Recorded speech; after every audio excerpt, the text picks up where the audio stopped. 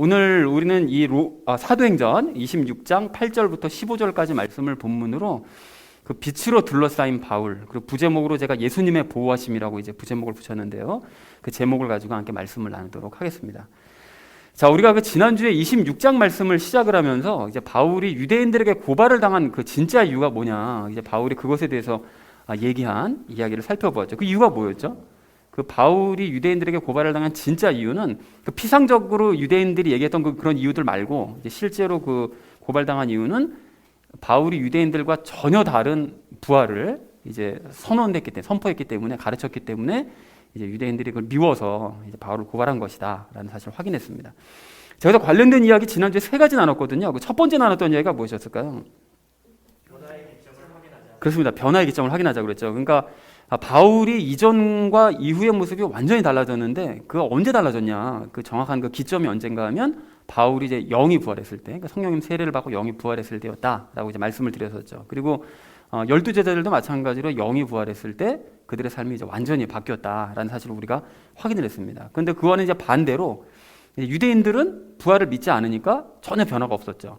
그리고 바울이 전했던 그 복음을 전했던 도시들 중에 아테네 사람들만 거의 유일하게 복음을 받아들이지 않아서, 그러니까 부활을 믿지 않고 조롱하는 그 사람들이 거의 변화가 되지 않았다는 사실을 우리가 확인을 했습니다. 그래서 이게 부활의 복음이 굉장히 중요한 거구나라는 사실을 우리가 확인을 했는데, 그래서 이 시대도 사실은 그 변하지 않는 사람들이 있거든요. 정말 안 변하는 사람들이 그 원인이 무엇이겠냐? 당연히 그들이 부활을 믿지 않고 또 체험해보지도 못했기 때문에 그들이 안 변하는 것이다라는 사실을 확인했습니다. 그래서 사도행전 그 19장에서의 바울이 그 전도를 하러 다니다가 어떤 그 너무 평범한 이야기 있었잖아요. 그 성령님 세례 받지 못해서 그 요한의 세례만 받았던, 물 세례만 받았던 사람들 이야기가 왜 기록되어 있느냐? 그 평범한 이야기가 왜 기록되어 있는 건가 하면 그런 사람들이 그 시대도 많았고 이 시대도 많기 때문에 굳이 이제 그 말씀을 이제 기록을 해놓으신 것이다. 그리고 이제 아볼로도 그 마찬가지였었다라고 말씀을 드리면서 이렇게 안 변하는 이유를 우리가 확실하게 알았다면 이제 부활의 복음을 전해서 사람들로 하여금 이제 변화되도록 이끌어가자라는 얘기를 첫 번째로 함께 나눴습니다. 자, 그런가 하면 두 번째로 나눴던 이야기가 무엇이었을까요? 변화는 지속됨을 확인하자. 그렇습니다. 변화는 지속된다는 것입니다. 그러니까 영의 부활을 받고 나서 사람이 크게 한번 변하고 나면 더 이상 안 변하느냐, 그게 아니라 그 이후로도 지속적으로 계속해서 조금씩 이제 변해서 나가는 거죠. 왜 그런가 하면 예수님이 내 삶 가운데 들어오셨다는 것이 인식이 되기 때문에 삶이 계속 이제 조금씩 이제 변해 나갑니다. 자, 그런데 그 영이 부활하지 않은 사람들, 그러니까 영의 부활을 체험하지 못한 사람들은 예수님이 자기와 함께 하신다는 사실을 느끼지 못하기 때문에 그러니까 변화될 수가 없다 그랬죠. 그래서 그렇게 변화되는 사람들은 예전 우리 그 12제자들도 이제 점차 변화되어 나갔고, 바울도 초기에 복음 전하던 모습과 나중에 복음을 전하는 모습이 변화되어져 나가는 모습을 확인을 했었고요. 그러니까 우리도 점차 삶이 이제 변화되어져 나가야 된다라는 얘기를 두 번째로 나눴습니다. 자, 그런가 하면 마지막 세 번째 나눴던 이야기가 무엇이었을까요? 열정을 가지고 가르쳐. 그렇습니다. 열정을 가지고 가르치자고 그랬습니다. 그러니까 바울이 그 지난주에 그 자연스럽게 그 부활에 대한 이야기를 이제 꺼내면서 이제 부활에 대한 복음을 거기 모인 그 법정에 모인 사람들에게 부활의 복음을 전했는데, 사실은 바울은 거기서만 그러니까 참 생각해보면 참 열정적인 사람이에요. 법정에서 자기 죄 때문에 지금 법정이 열리고 있는데 거기서 복음을 전할 생각을 어떻게 합니까? 그러니까 그렇게 열정을 가지고 있었는데 에베소에서도 고린도에서도 바울이 열심히 가르쳤죠. 그리고 또 브리스길라와 아볼로를 가르쳤고요. 아볼로도 변화된 이후에 사람들을 열심히 가르쳤고요. 뭐 12제자들은 뭐 말할 것도 없고요. 모두가 다 이렇게 열심히 가르쳤죠. 그러니까 우리 선배들이 이렇게 열심히 가르쳤던 모습을 확인했다면 우리도 가르쳐야 된다. 근데 가르치려면 바르게 알아야 된다고 그랬죠. 그러니까 부활의 복음이 뭔지, 반쪽짜리 복음은 왜 반쪽짜리라는 것인지, 또 그리고 유대인들이 주장하는 부활과 우리가 주장하는 부활은 무엇이 도대체 어떻게 다른 것인지, 이 모든 것들을 우리가 예배 시간이나 뭐 성경 공부 시간에 뭐 이럴 때 배우는 것들을 잘 정리해서 그것들을 다른 사람에게 전하고 가르치자라는 얘기를 세 번째로 함께 나눴습니다. 자, 그래서 사랑하는 우리 나눔 있는 교회 성도님들 모두는 이 모든 것들을 아시고 또 이제 가르치셔서 이 바울의 길을 뒤따라가는 저와 여러분 되어지시기를 다시 한번 주님의 이름으로 간절히 축원드립니다.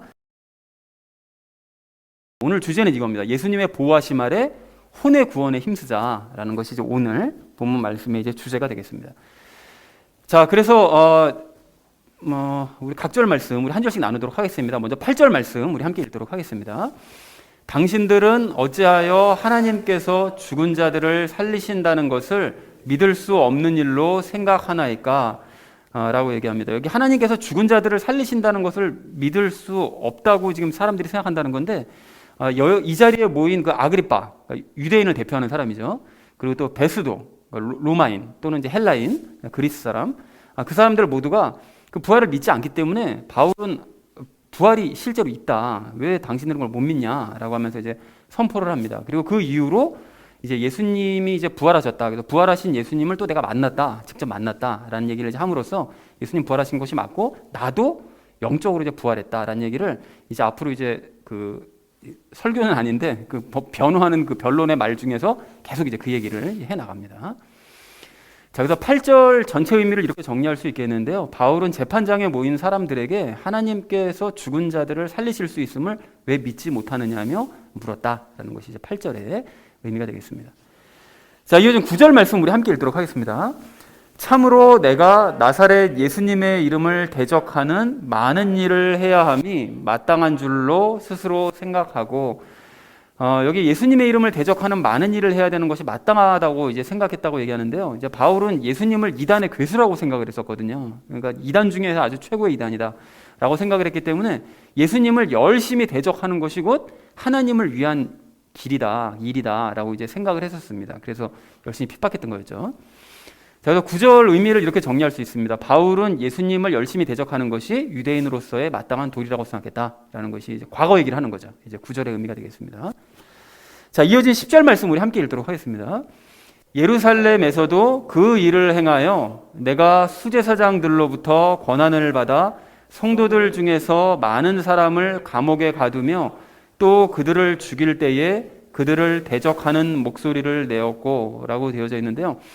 바울이 지금 많은 사람을 감옥에 가두고 또 죽였다고 얘기하는데 바울이 심지어 죽이는 일에 동참했다는 거예요. 그런데 여기 그들을 이라는 것이 보시면 이제 한 사람만 죽인 것이 아니라 여러 사람을 죽인 것을 알 수가 있는 거죠. 그러니까 스데반 집사 같은 경우도 이제 죽이는데 동참을 했었고 스데반 집사 외에도 다른 사람들을 죽이는 데 동참했다는 것입니다. 그런데 아시는 것처럼 원래 유대인들은 지금 식민 지배를 당하는 상태이기 때문에 죽이면 안 되잖아요. 그 로마법에 따라서 사람을 죽일 수 없었는데 그러니까 어떻게 죽인 거죠?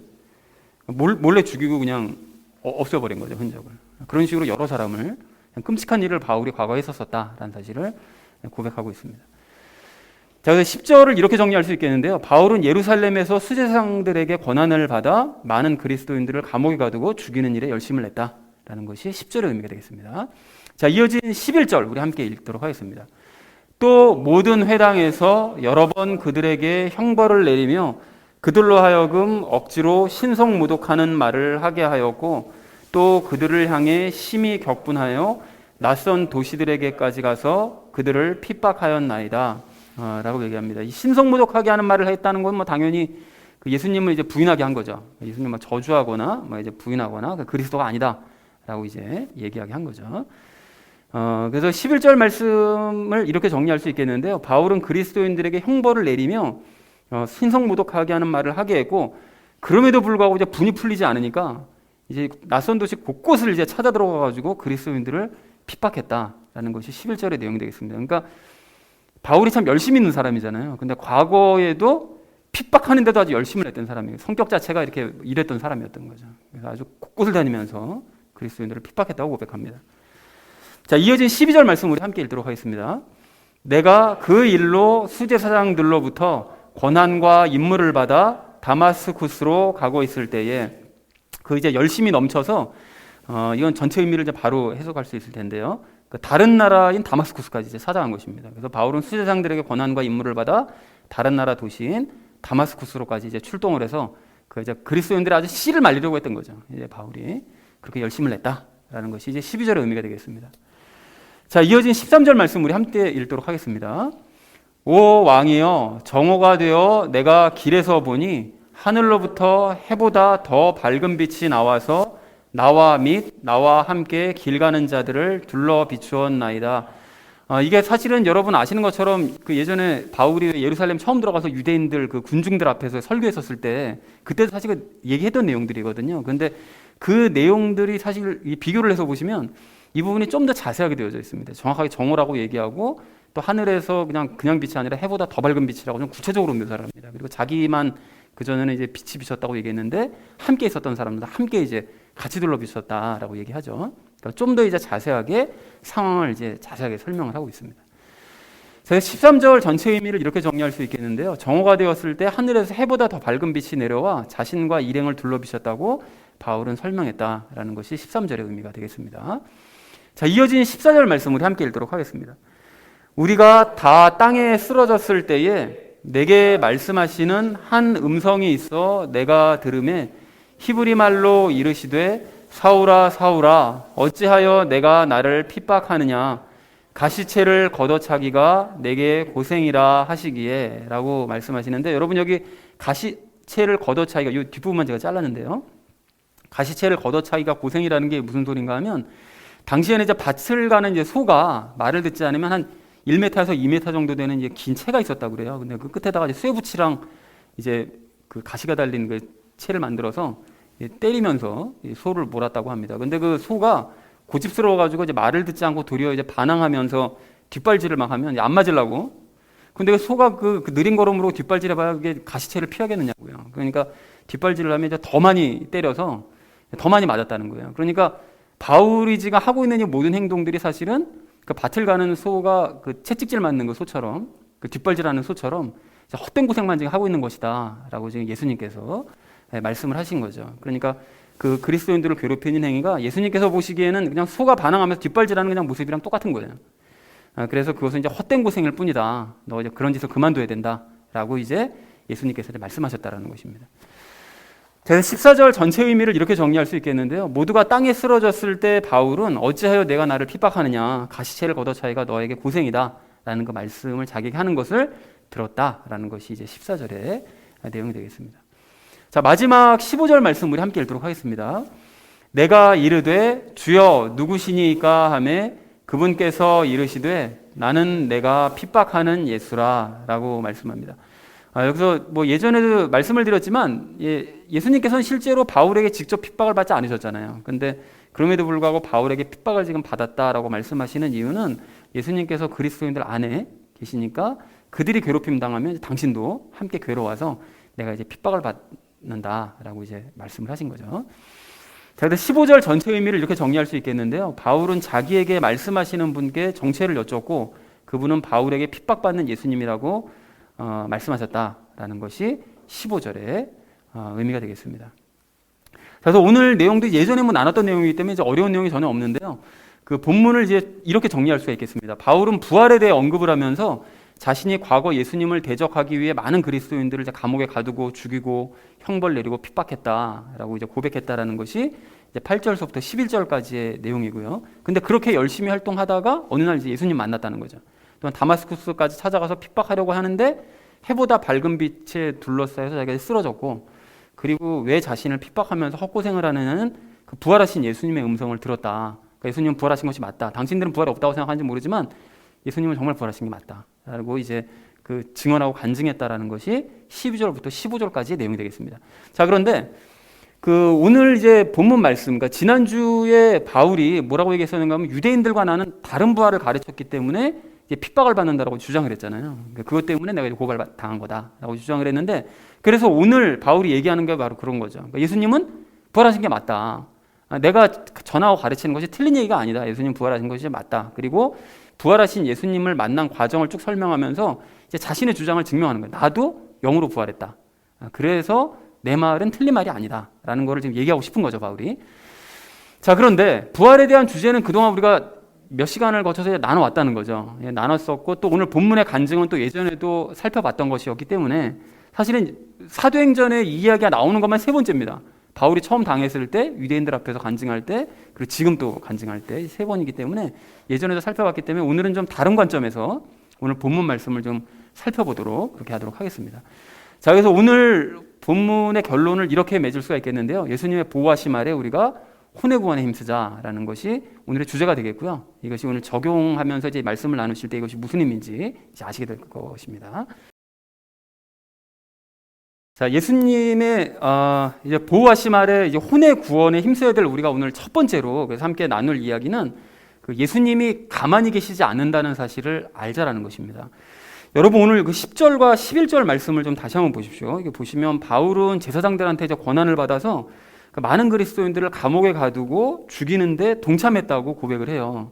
그리고 아까 전에도 말씀드렸던 것처럼 이제 그들을이라고 얘기하는 걸 보니까 이제 스데반 집사만 죽인 게 아니라 다른 사람들도 막 죽였던 거죠. 그리고 또 바울이 회당에서 예배드리는 그 그리스도인들, 그러니까 그리스도인들이 처음서부터 뭐 교회를 따로 만들어서 거기서 예배를 드렸던 것이 아니라 그냥 자기네들은 뭐 그리스도교라는 게 따로 만든 적이 없잖아요. 그러니까 유대인이기 때문에 그냥 회당에서 똑같이 예배 드렸습니다. 근데 예수님만 생각하면서 예배 드린 거죠. 근데 그런 그리스도인들을 잡아서 형벌을 내리고 막 예수님을 막 이제 모독하게도 막 시키고, 그래도 분을 참지 못해서 막 이스라엘을 곳곳 다니면서 그리스도인들을 핍박하러 막 다닌 거예요. 그러니까 마치 과거 일본 순사들처럼 막 이렇게 아주 잔혹하게 막 했던 거죠. 그래서 바울의 이런 악행 때문에 이제 모든 그리스도인들이 아주 학을 뗀 거죠. 그래서 그 그리스도인들이 바울을 굉장히 두려워했습니다. 그래서 심지어는 그 바울에게 왜 안수를 썼던 아나니아도 처음에 예수님의 말씀 듣고서는 예수님의 명령을 거부하잖아요. 난 그 사람한테 못 간다고 막 얘기를 할 정도로 그렇게 이제 바울이 악했었다라는 것이죠. 그런데 그렇게 악했던 바울을 예수님께서는 어떻게 보셨느냐? 그 14절 말씀을 보니까 그 예수님께서는 그 바울을 막 이거 정말 골치 아픈 존재다, 또 이거 정말 이게 상대하기 버거운 인간이다, 이렇게 생각하셨을까요? 전혀 아니었죠. 전혀 아니고 그냥 밭을 갈 때 말 안 듣고 반항하는 소, 그냥 매를 맞아도 고집 굽히지 않는 그냥 아주 미련한 소, 그냥 그 정도로 예수님께서는 바울을 보시더라는 거죠. 그러니까 뭐 좀 가짜게 생각하셨다고 그러셨을까요? 그런 식으로 보신 것입니다. 그래서 예수님께서는 바울에게 빛과 음성을 이제 보여주고 이제 들려주셔서 이제 충격을 주셨고, 그래서 바울이 이제 자발적으로 예수님께 무릎을 꿇고 순종하게 만드시더라는 것입니다. 자, 그래서 예수님께서는 이렇게 그리스도인들을 괴롭히는 악인들의 행위를 그냥 보고만 계시느냐? 절대 그렇지 않으시고요. 이 모양 저 모양으로 반드시 조치를 취하세요. 그래서 그 악인이 변화가 되게 하시든, 그러니까 바울 같은 경우는 변화가 됐죠. 그리고 아니면 그 계획을 실패하게 만드시든. 그러니까 얼마 전에 유대인들이 왜 바울을 죽이려고 40명들 숨겨놨었지만 그 계획이 실패로 들어가잖아요. 그렇게 실패하게 만드시든, 아니면 심지어 죽게 하시는 경우도 있습니다. 헤롯 같은 경우에 왜 그 그리스도인들을 핍박하고 야고보도 죽이고 베드로도 죽이려고 했었다가 도리어 자기가 죽어버렸잖아요. 그러니까 그렇게 죽이게 하시든 어떤 식으로든 조치를 취하신다는 거죠. 자, 그런데 바울의 경우는 이제 입장이 완전히 뒤바뀌어 버렸잖아요. 그러니까 예전에는 그리스도인들을 정말로 잔혹하게 핍박했었던 바울이었지만 이제는 거꾸로 자기가 그리스도인이 되어가지고 유대인들에게 그리고 로마의 총독들에게 괴롭힘을 당하는 처지로 완전히 상황이 이제 180도 바뀌어 버렸다는 것입니다. 자, 그리고 그렇다 보니까 지금 바울의 입장에서 이제 다른 사람들을 보면 바울을 괴롭히는 사람들이 지금 뭐 하고 있는 거죠? 이제는 거꾸로 바울처럼 이제 그 가시채를 발로 걷어 차고 있는 그런 소들처럼 돼버린 거죠. 바울을 괴롭히고 있는 그 주변 사람들이. 그래서 그 사실을 잘 알고 있었던 이 바울이 예수님께서 이제 가만히 계시지 않고 뭔가 이제 조치를 취하실 것이다, 이제 이 사실을 이제 알았을 것이고, 그래서 자기가 곧 감옥에서 풀려날 것도 예상할 수 있었을 것입니다. 그랬기 때문에 바울이 더더욱 두려워하지 않고 있었던 거예요. 그래서 실제로 이 재판이 일어나고 난 다음에 이제 얼마 있다가 바울이 로마로 갈 수 있도록 풀려나게 됩니다. 자, 그러니까 우리가 무엇을 알 수 있는가 하면 이제 과거 악인이었던 바울을 변화시키시기 위해서 바울을 둘러 비추셨던 그 예수님의 그 빛이 이제는 도리어 바울을 보호하시는 빛이 되어서 바울을 둘러 비추고 계신다라는 사실을 우리가 알 수 있다는 것입니다. 과거 왜 출애굽 때 불기둥이 이스라엘 백성들과 함께 했던 것처럼 이제 그 불기둥 빛이 바울과 함께 하고 계시는 거죠. 자, 그래서 우리도 이제 마찬가지인데요. 여러분, 우리가 이제 과거에 바울처럼 뭐 그리스도인들을 뭐 잔혹하게 우리가 막 핍박하거나 뭐 괴롭히거나 뭐 그러진 않았죠. 우린 그러진 않았는데 다른 의미와 모습으로 악한 짓들을 하고는 했습니다. 그래서 뭐 가령 뭐 사람들을 속이거나 뭐 사람들을 뭐 만만히 보면서 우리가 뭐 무시를 하거나 뭐 잘못이 없는 사람들을 뭐 괴롭히거나 뭐 힘들게 하거나 뭐 이런 일들이 뭐 있었었죠. 그런데 그랬던 우리 역시 어느 순간 빛이신 예수님께 둘러싸여서 우리가 예수님 앞에 무릎을 꿇었습니다. 그래서 과거에 행했던 이 악한 일들을 우리가 이제 다 버리고 빛이신 예수님과 이제 함께 살아가고 있다는 거예요. 자, 그런데 그렇게 이제 바울처럼 입장이 바뀌어가지고 이제 그리스도인으로서 말씀에 따라서 이제 하루하루의 삶을 살려고 하다 보니까 문제가 생기잖아요. 때로는 생각하지도 못했었던 그런 억울한 일을 겪기도 하고 이제 험난한 상황을 마주대하기도 하고 이제 불신자들에게 거꾸로 이제 괴롭힘을 받기도 하고 이제 그런 처지가 되더라는 거예요. 그러니까 이럴 때 예전 같았으면 어떻게 했죠? 뭐 부당한 일을 겪으면 그냥 들이받잖아요. 그죠? 이제 가만히 손해보고 있으면 안 되니까 막 들이받거나 그냥 뭐 본때를 보여주거나 아니면 뭐 교묘한 거짓말로 이제 상황을 이제 위기를 넘기거나 모면하거나 뭐 이제 이랬었는데 이제 예수님과 함께 사는 우리다 보니까 또 말씀대로 살려고 하려다 보니까 이제 그렇게 할 수가 없는 거죠. 그러니까 악에게 대적하지 않고 방어적인 자세만 이제 취하다 보니까 더 힘든 일들을 점점 더 많이 겪을 수밖에 없게 되더라는 것입니다. 자, 그런데 이럴 때 우리가 그런 이제 우리를 괴롭히고 있는 악한 환경들 또는 이제 악한 사람들, 그런 사람들이나 환경 때문에 겁을 먹을 수도 있는데 우리가 잊지 말아야 될 것이 뭐죠?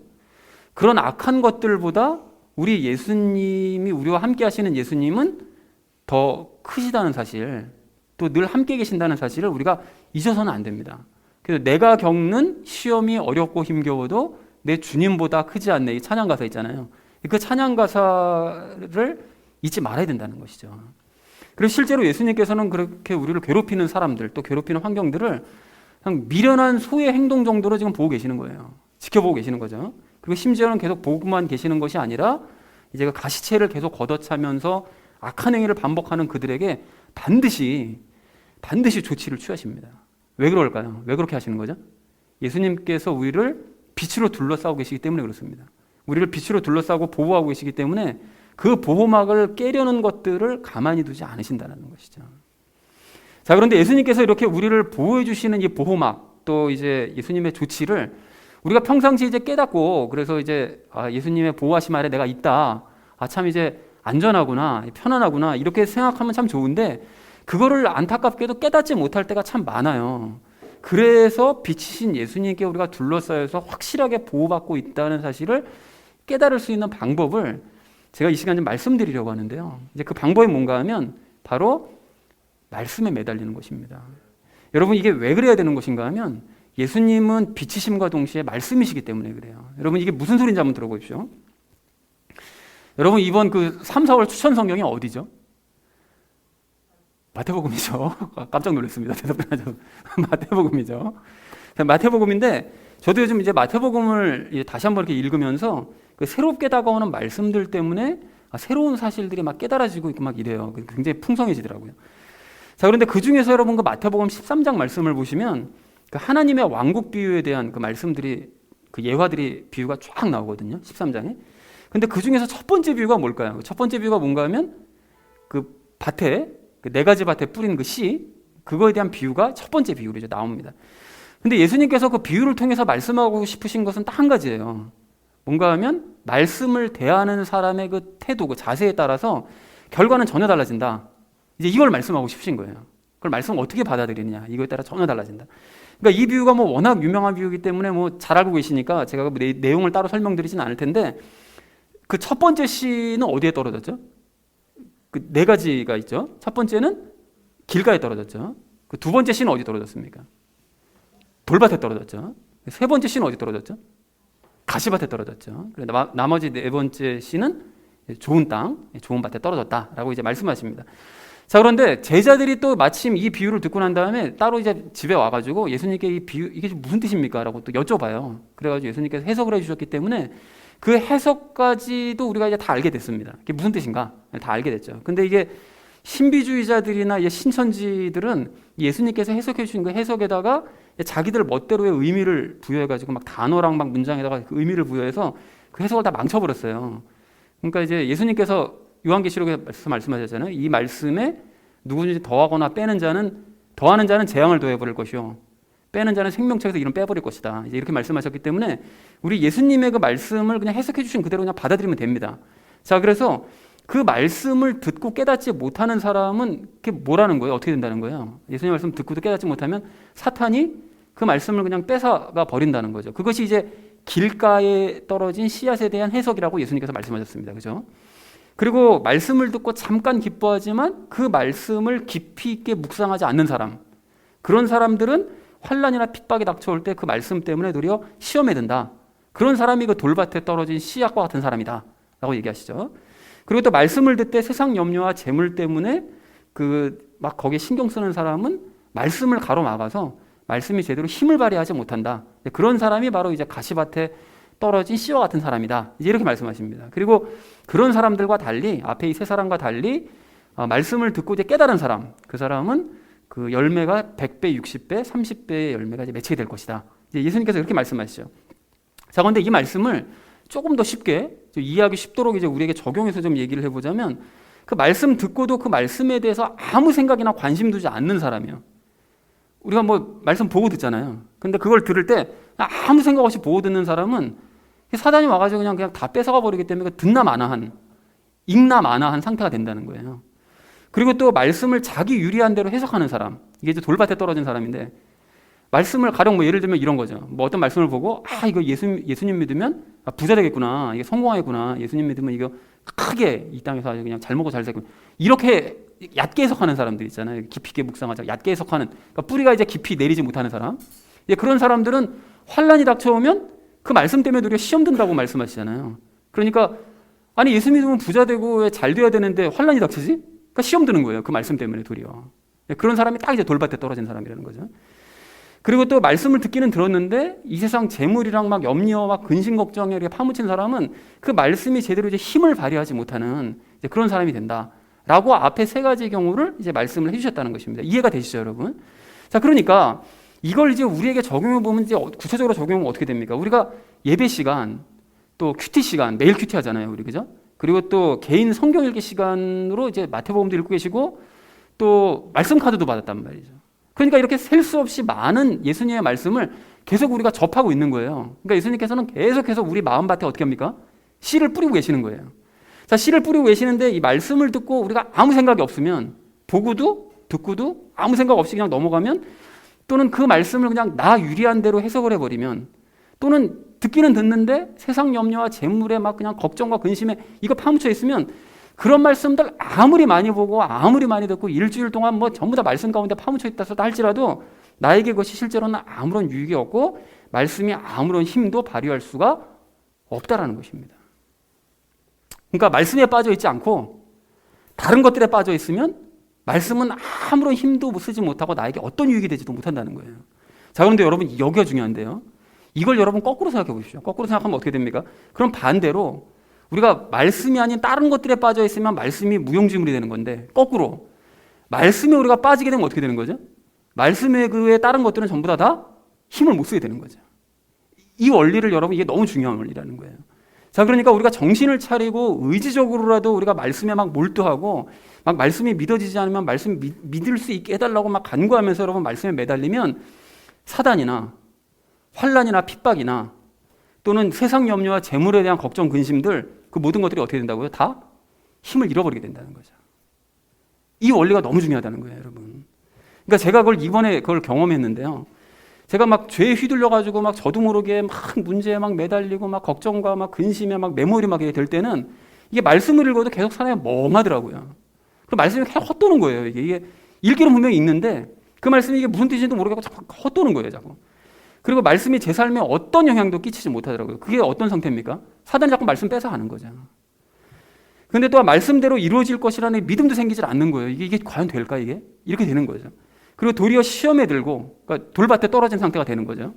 또 그리고 걱정과 염려만 막 가득한 이 가시밭에 떨어진 씨처럼 걱정과 염려만 계속해서 가득한 이런 상태였는데 마태복음 13장에 이 말씀들을 읽으면서 갑자기 탁 뜻이 깨달아지는 순간 정신을 차리고 그 이후로는 틈만 나면 더 말씀 읽으면서 말씀에만 집중하고 다시 말씀에 막 빠져드니까 안 믿어지던 말씀이 다시 믿어지기 시작하고 환란이나 걱정이 또 시험이 염려와 두려움이 점차 사라지고 마침내 평안이 찾아오게 되라는 것입니다. 그리고 그렇게 되고 나니까 말씀대로 이루어지지 않을 거라고 의심했던 것이 도리어 이상해지더라고요. 어떻게 이게 의심이 됐지? 이런 생각이 드는 거예요. 그러니까 말씀을 정신을 차리고 말씀에 매달리다 보니까 그 말씀 안으로 들어가가지고 바깥의 상황을 이제 보게 되는 거죠. 시야가 열려서. 그러니까 물론 그러다가 또다시 이제 걱정과 염려와 두려움 가운데 빠지기도 했는데 그럴 때는 약 먹을 시간이죠. 그러니까 또 이제 말씀 먹어야죠. 그 말씀 먹으면 약 효과가 금방 나타나더라는 것입니다. 그래서 우리가 말씀에만 더욱 몰두해야 된다는 거예요. 이게 우리에게 유익하다는 것입니다. 그래서 여러분 여기서 우리가 한 가지 더 굉장히 중요한 얘기가 있는데 주목해야 될 점이 있는데 뭐냐면 이 비유가 무엇에 대한 비유의 말씀이라고 그랬죠? 말씀에 대한 비유입니까? 아니잖아요.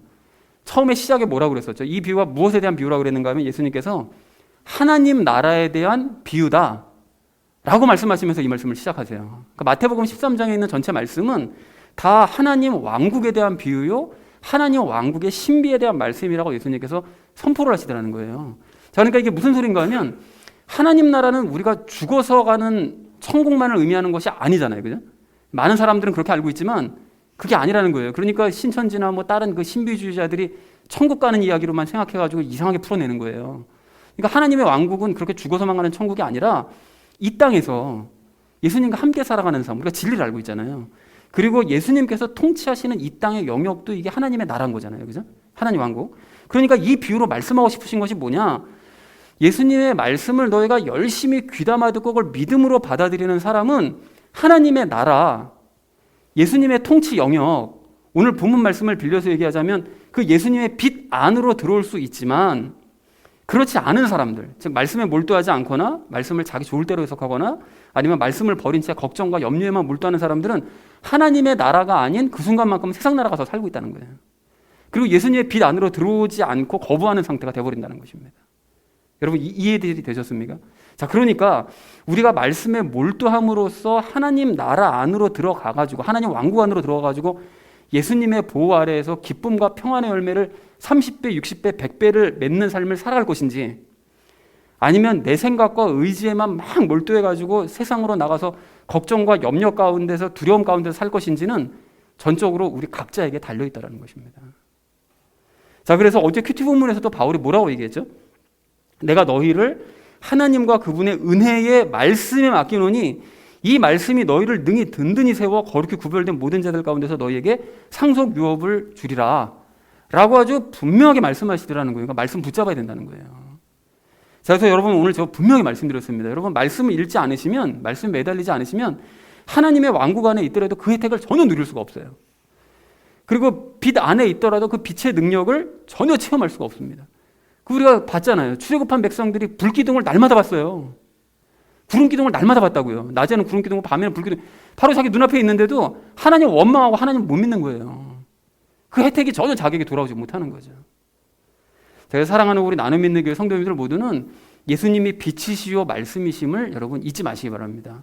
그러니까 예수님의 빛으로 둘러싸여서 그 능력과 보호하심 안에서 우리가 능력을 체험하고 또 평안을 누리며 살고 싶으시다면 먼저 말씀으로 둘러싸여야 됨을 반드시 기억하시기 바랍니다. 그리하심으로써 혼란과 두려움과 걱정과 염려를 몰아내시고 예수님께서 나를 보호해 주신다는 사실을 깨달으시고 나에게 닥친 여러 가지 어려움들에 대해서 반드시 조치를 취해 주실 것을 믿는 저와 여러분 되어지시기를 주님의 이름으로 간절히 축원드립니다. 자, 이렇게 예수님께서 우리를 이제 보호해 주시고 우리가 겪고 있는 이런 상황에 대해 조치를 취하실 것을 우리가 이제 알았다면 그럼 우리가 해야 될 일이 뭐냐? 그런 의미에서 우리가 두 번째로 나눌 이야기가 혼의 구원을 위해 힘쓰자라는 것입니다. 여러분 다시 한번 이 10절 11절 말씀 보시면 바울이 그 온갖 그 악한 짓을 저질렀다는 사실을 확인할 수가 있잖아요. 자, 그런데 그랬던 바울이 예수님 만나고 성령님 세례를 받아서 영이 이제 부활을 했어요. 영이 부활을 하고 나니까 그 거듭난 바울이 뭐 또다시 뭐 그리스도인들을 뭐 감옥에 가두거나 그들을 죽이거나 뭐 핍박하거나 뭐 형벌을 내리거나 신성모독하게 하거나 당연히 그런 짓 안 했겠죠. 자기가 이제 영이 부활을 했는데 그런 짓을 할 수는 없잖아요. 자, 그런데 이러한 바울의 그 모진 성격이요.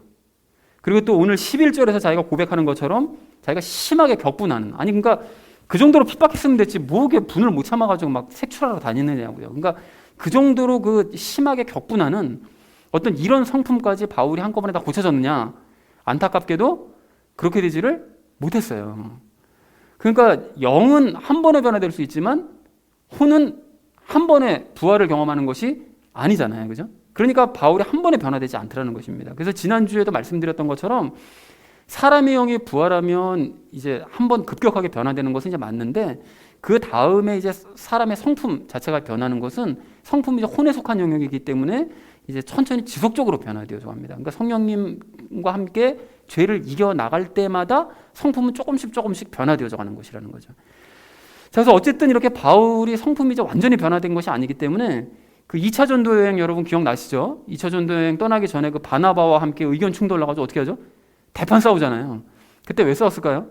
바나바는 그 앞에서도 그 설명하는 것처럼 사람이 성품 좋다고 이렇게 모든 사람에게 칭송받는 사람이었잖아요. 그럼 누가 싸움 걸었겠냐고요. 뻔하잖아요. 우린 다 알잖아요, 답을. 그러니까 바울의 그 성품이 한몫했던 거죠. 묵하는 그냥 그것 때문에 대판 싸웠을 것입니다. 그리고 갈라디아서 2장 말씀을 보면 그 베드로가 잘못한 게 있긴 있었어요. 근데 잘못을 했는데 그거를 바울이 어떻게 하느냐? 모든 사람들이 있는 앞에서 공개적으로 베드로를 아주 호되게 질책을 해요. 그렇게까지 안 해도 되잖아요. 그러니까 물론 그게 복음 전파에 방해가 될까봐 뭐 그랬던 것이긴, 그러니까 이해는 하긴 하는데 그럼에도 불구하고 그 바울이 그 격분하는 그 성품이 한 몫을 차지했을 것이라는 것을 우리는 충분히 짐작해 볼 수가 있습니다. 그리고 또한 바울이 성령님 세례를 받은 직후에 그 유대인들과 막 논쟁하면서 회당 가가지고 막 그 회당 그 격파에 나갈 때 그때도 그 바울이 크게 싸웠던 이유가 바울의 그 불같은 그 성품이 한 몫을 했을 것이라는 것을 우리가 짐작할 수가 있습니다. 자, 그런데 이건 우리도 마찬가지입니다, 여러분. 성령님 세례를 받기 전에 우리의 모습을 이렇게 지금 생각해서 돌이켜 보면 참 암담해요. 그래서 그때 과거에 우리 스스로의 모습을 생각해 보면 한숨이 나올 때가 많죠. 막 주여 소리가 막 절로 나오잖아요. 근데 그렇다고 해서 뭐 우리가 뭐 바울처럼 뭐 사람들을 가두고 폭행하고 뭐 죽이고 뭐 이런 일을 한 건 아니지만 우리는 이 모양 저 모양으로 악한 일들을 행했었던 것이 사실입니다. 당연히 지금 뭐 그런 일들을 하진 않아요. 과거처럼 그런 일들은 하진 않지만 그때의 성품은 여전히 남아있는 것이 사실입니다. 그래서 우리가 그런 옛 성품들을 없애가야 돼요. 뭐 욱하는 성질이요, 뭐 남을 무시하는 말과 행위요, 또 뭐 세상적인 가치관이요, 이런 게 이제 결코 자랑이 될 수가 없습니다. 이게 정말 부끄러운 일이라는 거죠. 그래서 우리는 그런 성품들과 습관들을 이제 없애가야 되는데 그것들을 빨리 없애면 없앨수록 예수님과는 더 친밀해질 것이고 열매는 더 많아질 것입니다. 그래서 저 같은 경우에는 뭐 욱하는 성격이 아직도 남아있는 것 같아요. 그래서 순간순간 제 자신의 모습을 보면 알잖아요. 그래서 이제 예수님께서 이 모양 저 모양으로 막 어려움들을 겪게 하셔서 더 겸손한 사람으로 만들어 가시는 것 같습니다. 그래서 여러분은 어떤 성품 아직 남아 있으신가요? 그것들이 예수님 안에서 빨리빨리 변화되어져 가기를 간절한 마음으로 소망을 합니다. 자, 그런데 여기서 한 가지 주의하실 점이 뭔가 하면 이렇게 이제 옛 성품, 옛 습관들을 고치긴 고쳐야 되는데 당연히 우리 힘으로 해서는 안 되는 거잖아요. 그러니까 당연히 이게 예수님의 힘으로 이제 돼야 되는 거고 뭐 맘먹는다고 되는 것이 아니니까요. 예수님의 힘으로 해야 되는데 그럼 예수님의 힘으로 한다는 게 도대체 이게 무슨 소리냐, 이게 뭘 어떻게 하라는 거냐라고 생각하실 수가 있는데요. 그래서 우리가 요한복음 14장 13절 14절 말씀에 주목할 필요가 있습니다. 너희가 내 이름으로 무엇을 구하든지 내가 그것을 행하리니 이것은 아버지께서 아들 안에서 영광을 받게 하려 함이라. 너희가 내 이름으로 무엇이든지 구하면 내가 그것을 행하리라 라고 말씀하세요. 그러니까 우리가 옛 성품과 옛 습관을 없애달라고 예수님의 이름으로 이제 구하면 예수님께서 그 일들을 행해 주신답니다. 근데 이게 14장만 있는 말씀이냐? 아니고요. 15장 그 포도나무 비유에 대해서 이제 15장에서 말씀을 하시면서 예수님께 너희가 붙어 있어야, 나에게 붙어 있어야 너희가 열매를 맺을 수 있다, 이렇게 말씀하시면서 7, 8절에서 이렇게 말씀하십니다. 너희가 내 안에 거하고 내 말들이 너희 안에 거하면 너희가 원하는 바를 구하라. 그러면 그것이 너희에게 이루어지리라. 너희가 열매를 많이 맺는 것, 이것으로 내 아버지께서 영광을 받으시나니 이로써 너희가 내 제자가 되리라. 그러니까 옛 성품과 옛 습관 버리고 성령님의 열매를 맺으려면 어떻게 된다고요? 예수님께 구하래요. 그러면 이루어진답니다. 답을 아주 분명히 가르쳐 주셨잖아요. 그럼 뭐 내가 어떻게 노력할, 이게 아니라 구하래요. 그러면 주신답니다. 그러니까 다시 말해서 옛 성품과 옛 습관을 빨리 버리고 변화될 수 있는 가장 좋은 방법, 가장 빠른 방법은 뭐냐면 예수님께 구하면 된다는 거예요. 자, 그러면 예수님께서 이루어 주시고 열매를 많이 맺게 해주셔서 하나님께서 영광 받으시도록 인도하신다라는 것입니다. 그래서 사랑하는 우리 나눔 있는 교회 성도님들 모두는 바울이 그랬던 것처럼 옛 성품과 옛 습관들을 여러분 고쳐가시기 바랍니다. 그래서 고린도전서 9장 25절에서 바울이 이런 얘기 했었잖아요. 이기려고 애쓰는 자마다 모든 일에서 절제하나니 이제 그들은 썩을 관을 얻고자 그 일을 하되 우리는 썩지 않을 관을 얻고자 하느니라. 여러분 이 말씀을 기억하시고 그 일을 위해서 기도에 열심히 힘쓰심으로써 열매 맺고 혼의 구원을 이루어가는 저와 여러분 되어지시기를 주님의 이름으로 간절히 축원드립니다. 자, 이제 한 가지 이야기만 더 하고 말씀을 마치려고 하는데요. 여러분 지금 그 바울은 재판 중에 있어요. 근데 재판 중에 있는데 재판 중에 지금 복음을 전하고 있습니다. 그죠? 그러니까 바울이 이렇게 시와 때를 안 가리고 막 복음 전파에 막 열을 올리는 이유가 뭐냐? 당연히 예수님께서 명령하셨기 때문에 이렇게 하는 건 맞는데, 근데 오늘 바울이 사실은 이제 고백하는 것처럼 과거의 그리스도인들에게 온갖 악행을 저질렀었기 때문에 더 이렇게 하는 거죠. 그래서 그에 대해서 이제 빚을 갚는 그런 마음으로 복음 전파하는 일에 더 열심을 냈던 것이었습니다. 그래서 아닌 게 아니라 로마서 1장 14절 말씀을 보면 이제 바울이 어떻게 고백하는가 봤더니 나는 그리스인이나 바바리인이나 지혜 있는 자나 지혜 없는 자에게 다 빚진 자니라 라고 고백해요. 모든 세상 사람들에게 다 빚진 자라는 거예요. 그러니까 자기가 과거에 이렇게 악한 일을 했었으니까. 그래서 바울이 과거 여러분 루스드라 갔었을 때 왜 신으로 추앙받았었다가 도리어 이제 돌에 맞아서 죽은 적이 있었잖아요. 죽었다가 살아난 적. 그때 죽었다가 살아났을 때 바울이 어떻게 했었죠? 막 초인적인 모습이 보이잖아요. 돌에 맞아 죽었다가 살아났는데 바로 성으로 들어가서 사람들을 보살피고 다음 행선지로 바로 갑니다. 어떻게 이렇게 열심을 낼 수 있었느냐. 또 그리고 드로아에서는 여러분 지난주인가 지지난주에 우리 그 유두고 죽었다 살아난 거 보시면서 봤잖아요. 그때도 드로아에서도 밤을 새워 예배를 드려요. 밤을 새워 말씀을 전합니다. 그리고는 새벽 되자마자 아침 일어나자마자 다음 행선지로 또 떠나요. 그러니까 어떻게 이렇게 열정적으로 복음을 증거할 수 있었냐고. 동기가 뭐냐 하면 과거 자신이 했던 행동에 대한 빚진 마음이 그 동기더라는 것입니다. 그렇다면 우리도 여러분 마찬가지입니다. 우리가 성령님 세례를 받기 전에 행했던 우리 행동들 때문에 우리 주변 사람들이 시험에 들었을 수 있어요. 그리고 또 심한 경우에는 신앙을 버린 사람이 있었을지도 모릅니다. 나 때문에. 근데 사실 우리가 모르는 사이에 그런 일들이 만약에 일어났다면 우리가 뭐 알지도 못하는 사이에 일어난 일을 그런 사람을 다 찾아다니면서 뭐 사고할 수는 없는 일이잖아요. 이제 그러니까 우리가 바울처럼 그것에 대한 빚을 갚는 마음으로 복음을 전하는 일에 열심을 내야 된다는 것입니다. 자, 그래서 사실은 저도 뭐 과거에 막 교회들 싫어해가지고 뭐 사람들이 모진 소리도 하고 뭐 안 좋은 영향도 심하게 이랬었는데요. 그래서 지금 더더욱 제가 빚진 마음을 가지고 그 상황과 상관없이 복음을 전하는 일에 최선을 다하는 것입니다. 사랑하는 우리 나눔 있는 교회 성도님들 모두는 부활하신 예수님이 빛으로 우리를 둘러싸고 계신다는 이 사실을 잊지 마시기 바랍니다. 그러니까 더 열심히 말씀 읽으시고 말씀에 여러분 빠지셔서요. 그 빛 안에 하나님의 왕국 안에서 보호받으시기 바랍니다. 그러면 더더욱 아마 보호하심을 체험하시고 느끼실 수가 있으실 거예요. 그리고 그렇게 보호를 받는다면 그 보호 아래 혼의 구원을 위해서 여러분 힘써 가시기 바랍니다. 그 일을 이루시기 위해서 어떻게 된다고요? 예수님의 이름으로 구하시면 주신답니다. 그리고 그렇게 체험한 이 모든 일들을 다른 사람들에게 전하시되 빚진 마음으로 여러분 열심히 전하셔서 예수님을 기쁘시게 하고 하나님께 영광 돌리는 저와 여러분 되시기를 주님의 이름으로 간절히 축원드립니다. 우리 함께 기도하겠습니다.